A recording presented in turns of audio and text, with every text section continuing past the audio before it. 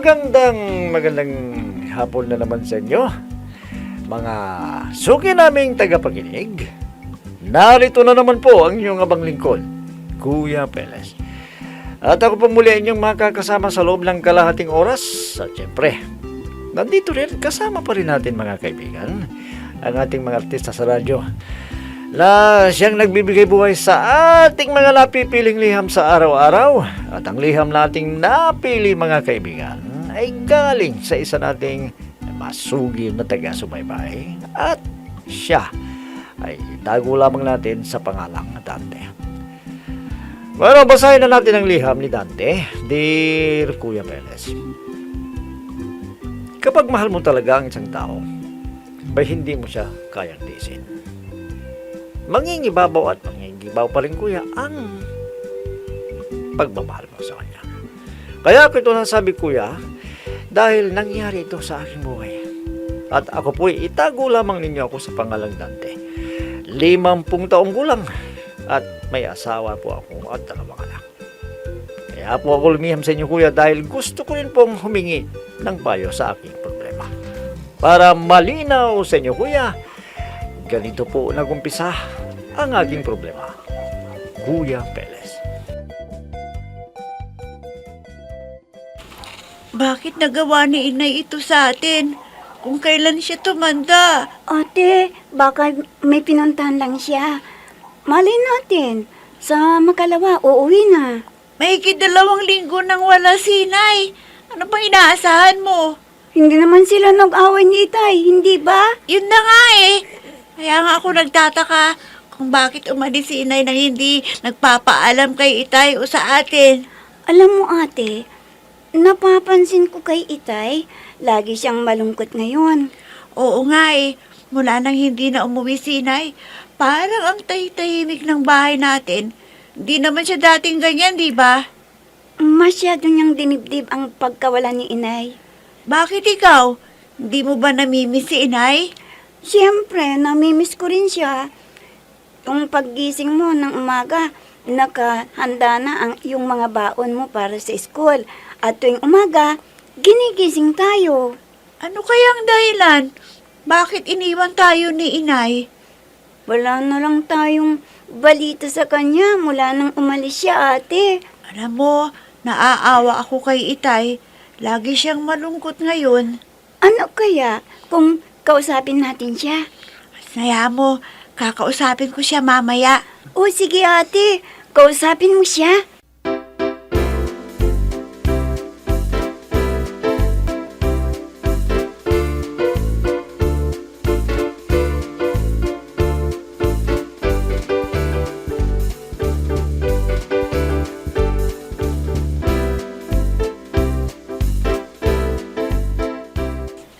Naawa ako sa mga anak ko. Alam kong nag-aalala na sila ngayon. Mga nag-aaral pa ang mga yun eh. Bakit? Nagsisisi ka ba kung bakit ka sumapa sa akin? Ay, hindi mo rin maialis na maiisip ko ang mga anak ko. Ikaw kasi, bakit hindi mo na ako nahintay noon? Akala ko kasi noon, hindi mo na ako babalikan eh. Anong hindi sinasabi mo? May importante lang akong inasikaso noon. Pagbalik ko, kayo na ni Dante. Kaya nasaktan ako noon at nagpakalayo-layo hanggang sa makilala ko ang naging asawa ko. Pero hindi ako maligaya sa kanya. Ni isang anak, hindi kami biniyayaan kahit isa. Babalik na ako sa pamilya ko. Ano ka ba? Ano na lang sasabihin ng asawa mo sa iyo at mga anak mo? Bahala na. Naawa ako sa kanila. Ngayon pa, na nagkaroon na tayo ng pagkakataon na magbalikan muli. Pero mali ito. Mali. Hindi mo na ba ako mahal? Mag-isip kang mabuti. Mag-isip ka.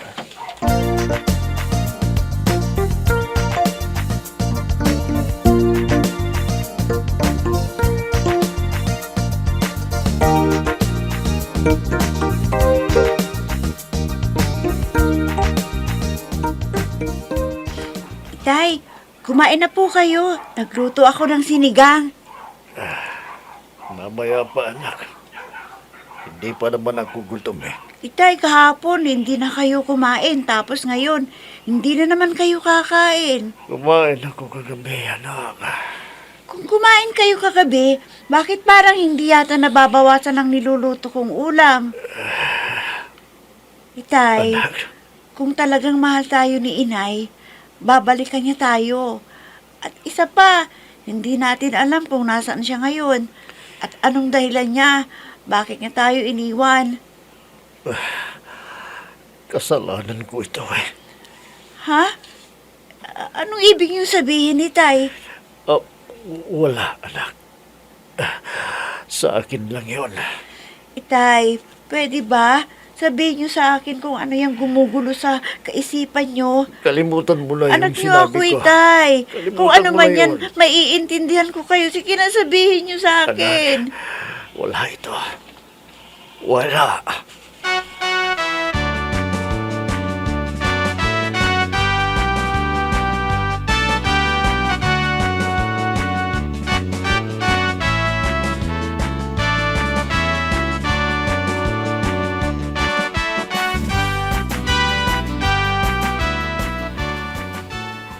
Sige, kung yan ang gusto mo, wala akong magagawa. Pero kung akong tatanungin mo, dapat huwag ka nang bumalik sa pamilya mo. Nandito ako na nagmamahal sa iyo. Teddy, may mga anak ako. Puro mga babae. Dalaga na sila. Ano na lamang sabihin ng mga tao? Ay, kailan mo gustong umuwi sa inyo at ihahatid na kita? Naku, wag na. Baka makita ka pa ng asawa ko. Hindi natin alam kung ano ang nasa isip niya. Sigurado ka? Hindi na kita ihahatid. Ako na ang bahala. At may naisip na akong dahilan kung paano ko ipapaliwanag ang lahat sa asawa ko. Sige, ikaw ang bahala. Pero kapag sinaktan ka ng asawa mo, bumalik ka sa akin at pupunta na tayo sa Canada. Ay, salamat na lang. At talagang hindi ko pala kayang iwan ang pamilya ko. Mahal ko sila, Teddy.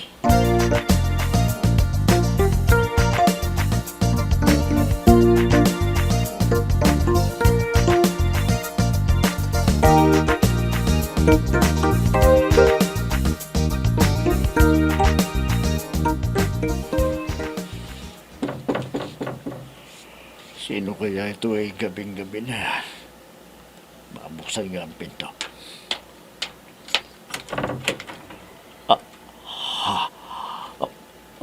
Alma.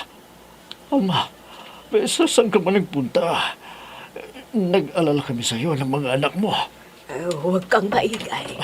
Baka magising ang mga anak mo. Tulog na sila, Alma. Kanina pa. Lagi ka niyang tinatanong sa akin na hindi ko alam ang isasagot ko sa kanila. Dante, patawarin mo ako. Patawarin mo ako. Teka. Ano ba yan? Bakit ka umiiyak? Sabihin mo sa akin. Nagkita kami ng dati kong nobyo, si Teddy. Di ba kilala mo siya? Oo. Kilala ko siya. Makinig ka at ikukwento ko sa'yo ang lahat.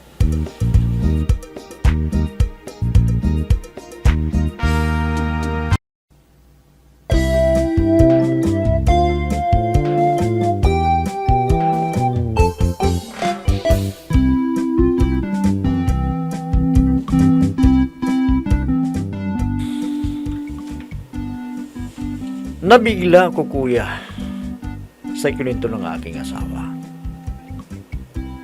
Naintindihan ko naman, kuya, kung bakit niya nagawa yan. Dahil noon, kuya, talagang hindi naman kami ng aking asawa. Mayroon siyang nauna na kasintahan. At yun ay si Teddy. Kaya lang, kuya, masakit para sa aking mga anak ang ginawa ng aking asawa. Isang araw, kuya, ay... Anak, Miki, andito lang nanay ninyo. Umuwi na siya kagabi. Totoo po, itay? Nandito na si inay? Oo, anak. Dumating niya siya kagabi. Salamat naman. At umuwi na si inay, itay. Alam kong hindi niya tayo kayang iwanan, anak. Mahal tayo ng nanay ninyo. Kaya bumalik siya. Saan ba siya nagpunta, itay? At halos 3 linggo na wala sila. Mahabang istorya, anak. Ang importante, bumalik na sa atin ang inay ninyo. Miss ko na rin ang inay, itay. Wala nang gumigising sa akin tuwing umaga. Nasaan pa lang ate mo? Tulog pa ba siya? Gising na siya, itay. Hayaan niyo. At ako nang magsasabi sa kanya na nandito na si inay. Mamaya mo na sabihin. Dahil nagluluto pag nanay ninyo, ha? Naku po, na-miss ko ang mga luto ni inay. Akala ko, hindi na tayo babalikan ng inay ninyo. Hindi ko na alam ang gagawin ko. Mahal naman niyo si inay, ano, itay? Oo, anak. Mahal na mahal ko ang inay ninyo.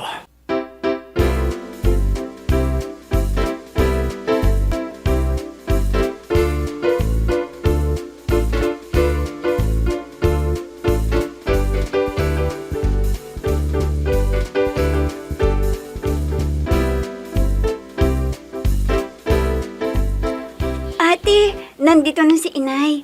Umuwi siya kagabi. Anong pakialam ko kung nandito na siya? Hindi mo ba siya na-miss, ate? Bakit naman ako mangungulila sa kanya? Aalis-alis siya tapos babalik siya na parang walang nangyari. Ate naman, nanay pa rin natin siya.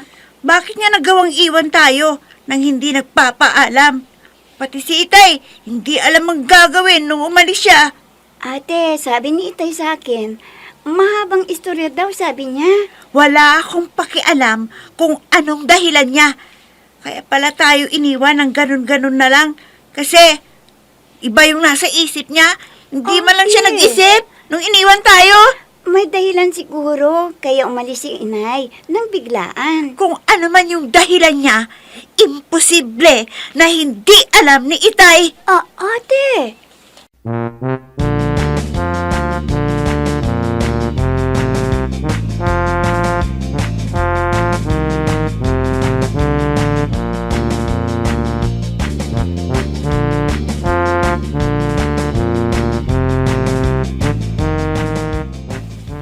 Itay, nandito palang inay.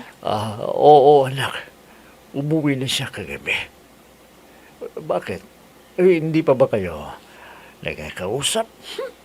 Wala akong ganang kausapin siya. Anak, bakit ka naman ganyan sa inay mo? Ha, Janela? Itay, sa ginawa niyang pag-iwan sa atin ng halos 3 linggo, babalik siya dito na parang walang nangyari, ha? Huwag ka nga ganyan sa inay mo. Ina mo pa rin siya. At anong dahilan niya sa inyo, Itay, ha? Nagpaliwanag na ba sa inyo, ha? Meron kang hindi alam sa amin ng nanay mo. Kahit ano man yan, wala akong pakialam. Ay, ko, Hindi ka namin pinalaki ng ganyan para sagot-sagutin ako. Wala ka ng respeto! bakit, Itay? Hindi niyo ba alam ginawa ni Inay, ha? Bakit? Ikaw, may alam ka? Ha? May alam ako! May nakakita kay Inay! May kasama siyang lalaki na mukhang mayaman! Bakit, Inay? Hindi niyo ba alam yan, ha? Janela, Kaya, Itay, masakit ang loob ko sa kanya! Dahil niloloko niya kayo! At pagkatapos, babalik siya dito na parang walang nangyari! Ha, Itay? Sabagot nga kayo! Sagutin niyo ako!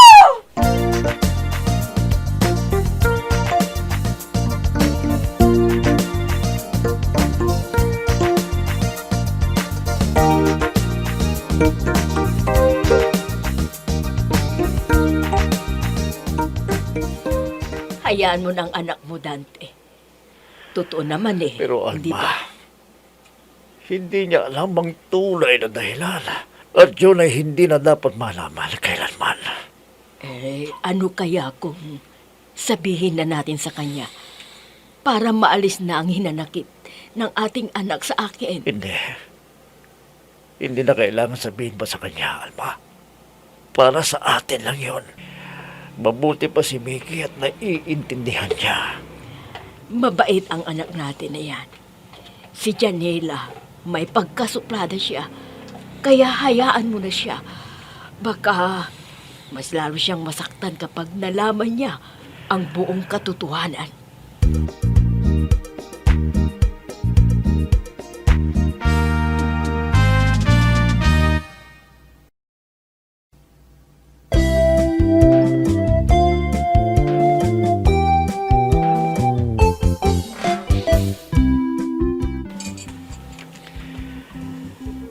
Kuya, mahirap ipaliwanag ang nangyari lalong-lalo na sa aming anak na panganay. Pilit naming itinago sa kanila, kuya. Pero ngayon ay hindi ko na naitago sa aming anak na bunso. Bagay na naintindihan niya, kuya. At kaya pala galit na galit ang aming anak ng panganay dahil nakita pala niya si Alma. Umay nakapagsabi sa kanya na magkasama ang aking asawa at yung dati niyang nobyo noon na hindi sila nagkatuloy. Ano po ba ang dapat kong gawin, kuya? Dapat pa ba na ipaliwanag ko sa aming anak ang tunay na nangyari? Naiintindihan ko naman siya, kuya, dahil babae siya at nasasaktan. Pero ako, kuya, parang nawalan na rin ng respeto sa akin. Sana po, kuya, mapayuhan ninyo ako sa aking inilapit na problema. Lubos na gumagalang Dante. Alam mo, Dante, hindi mo rin masisisi yung anak mo na si Janela. Abay, dalaga na yan. Masakit din para sa kanya na kayo iiwan ng mahigit isang 3 linggo yata.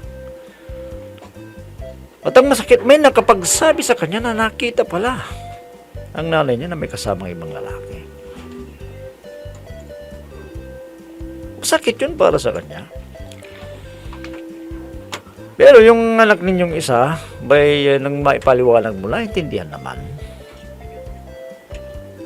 Ano kaya kung subukan mong ipaliwanag din kay Janela ang totoong nangyari noon? Pwede mo siyang ikwento sa kanya. Abay, nalalabuan siya kasi iniwan na nga kayo, may nakitang lalaki. Talagang hindi niya matanggap na ang nanay niya may kasamang ibang lalaki. Maraming nangyayaring ganyan. Ipaliwanag mo na lang sa kanya. Siguro naman maintindihan ng anak ninyo para bumalik yung respeto niya sa kanyang ina. Kapag hindi mo yan sinabi, lumalabas na mas lalala pa ang hinanakit ng anak ninyo sa iyong asawa. Total, alam mo naman ang nangyari. Yung kwento ng buhay ninyo na mag-asawa. Na may iba palang mahal, yung si Alma noon. Kaya lang siguro, gumawa ka ng paraan. Kaya kayo nagkatuluyan. Hindi mo rin siya masisisi. Kaya lang medyo pagkakamali lang ni Alma. Kahit ganun pa man, sana hindi na siya sumama. Abay, matagal na nangyari yun. May pamilya na siya. Kayo. Dapat lang na ingatan niya yung nambuo niyang pamilya. Bay, nagpadalos-dalos siya, sumama bigla. Siguro may nararamdaman pa rin hanggang ngayon sa kanyang dating nobyo. Pero hindi na dapat. Kaya ikaw, naiintindihan naman kita dahil talagang mahal mo si Alma. Hindi ka nang hinanakit sa kanya, hindi ka man lang nagalit. Yan ang tinatawag na tunay na pagmamahal sa isang tao. Hindi yung makasarili. Maraming nangyayaring ganyan kasi pero yung iba makasarili. Ang tunay na pagmamahal ay yung iniintindi ang lahat. Kagaya ng ginawa mo, ayaw mong masira ang pamilya mo, kaya tinanggap mo pa rin ng buong buo si Alma na asawa mo. Dahil ayaw mong masira ang binuo mong pamilya. Kaya nga lang, itong anak mong panganay, dapat para mawala na yung hinanakit niya at bumalik ang respeto niya sa inyo, ang kanyang ina, ipaliwanag mo na. Ikaw na ang bahalang magpaliwanag sa kanya para maintindihan niya. Bueno, yan na lamang sigurong masasabi ko sa iyo, Dante. At naway kahit papaano ay napayuhan kita sa iyong inilapit na problema. Bueno mga kaibigan, hanggang bukas na muli sa ganito ring oras at timpilan, inyong abangan at pakinggan ang programa Peles at your service.